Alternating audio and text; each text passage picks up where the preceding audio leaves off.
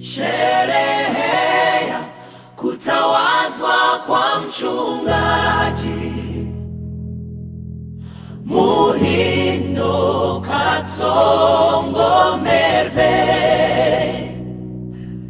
Katika siku hii ya kutawazwa, kanisa linakusanyika kushuhudia ahadi takatifu,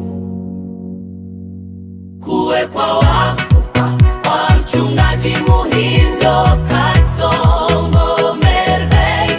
Tukio hili si sherehe tu, bali ni kilele cha safari ya imani ya kupigiwa mfano na mwanzo wa msimu mpya wa huduma ya kimungu. Huduma hii anaifanya kwa pendo, akiwa na mke wake mpendwa Gisele Bahani na watoto wao Gladys Sivanzakyo na Graciela Sivanzakyo. Safari ya huduma na kujitolea, Huduma ya mchungaji Katongo imejengwa katika utendaji wa kazi na kuwa karibu na watu wa Mungu. Uongozi wake ulionekana tangu mwanzo kama kiongozi wa vijana katika kijiji cha Katoitu na baadaye katika parokia ya Sebika.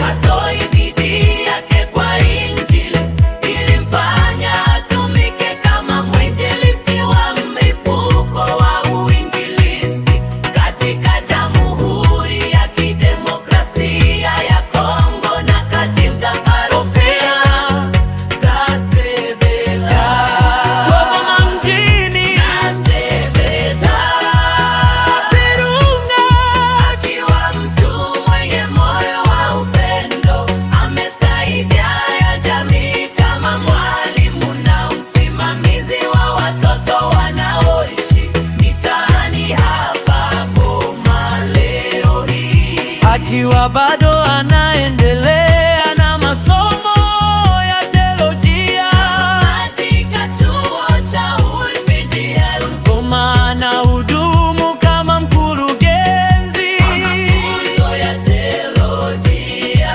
waziahani. Kazi ya jimbo la Goma inadhihirisha shauku yake katika kutoa mafunzo na kukuza maisha ya kiroho na maendeleo binafsi ya Wakristo. Maneno ya shukrani, Kwa wazazi shukrani zetu za dhati ziwaende wale waliotayarisha njia ya asante, Wazora Sivanzakyo na Malite Muvati, wazazi wa mchungaji, pamoja na baba Macho na mama Hoze.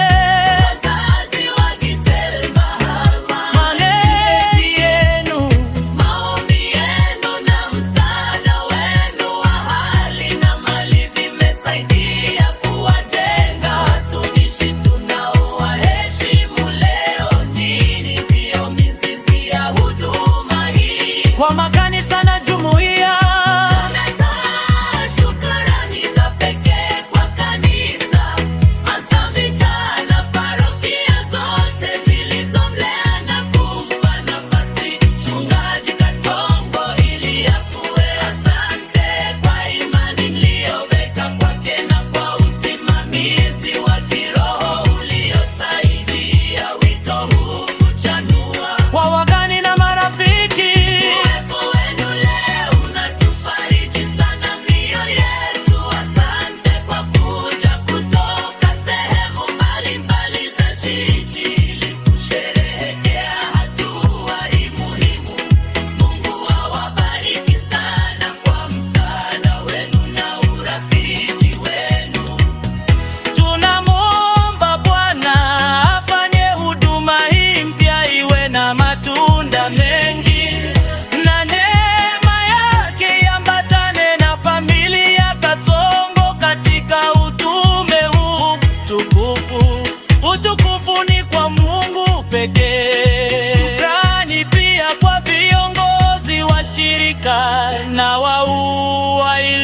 Jire.